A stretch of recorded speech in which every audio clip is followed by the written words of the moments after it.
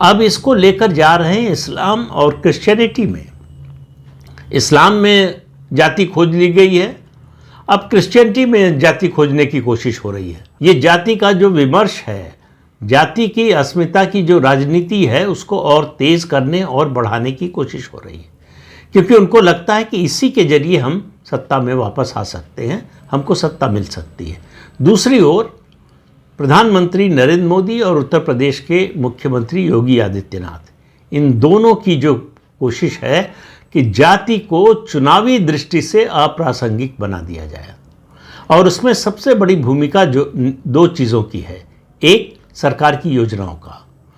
11 साल में सरकार की ऐसी कोई योजना नहीं है केंद्र सरकार ने बनाई और जिसको राज्य सरकारें लागू कर रही हैं, उनमें कहीं भी किसी भी राज्य सरकार, जो भाजपा शासित राज्य हैं, कोई भी आरोप नहीं लगा सकता कि उसको जो लाभ मिलना था वो उसकी जाति के कारण नहीं मिला या उसके मजहब के कारण नहीं मिला। तो इस तरह का न्याय, इस तरह का न्यायोचित बंटवारा, इस तरह की न्यायोचित योजना इससे पहले कभी नहीं बनी थी कि जहां जाति और मजहब के आधार पर कोई भेदभाव ही ना हो। उससे क्या हो रहा है कि जातीय अस्मिता वो कमज़ोर हो रही है, जाति की पहचान कमज़ोर हो रही है, और ये विपक्ष के लिए अपने अस्तित्व का खतरा इससे नज़र आ रहा है। तो वो जानबूझकर और ज़्यादा इसको उभारने की कोशिश कर रहे हैं। तो प्रधानमंत्री नरेंद्र मोदी और उत्तर प्रदेश के मुख्यमंत्री योगी आदित्यनाथ भविष्य की राजनीति का रास्ता बना रहे हैं कि भविष्य में राजनीति कैसी हो।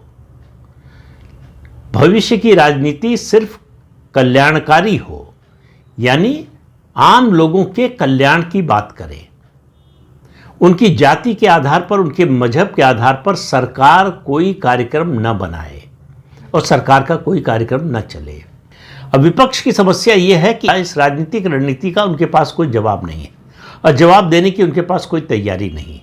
लेकिन जाति को चुनावी दृष्टि से अप्रासंगिक बनाने के प्रयास में ये दोनों नेता देश के इस बात को नहीं भूले हैं कि इस देश की मूल संस्कृति, मूल पहचान जो है वो सनातन है, सनातन संस्कृति है।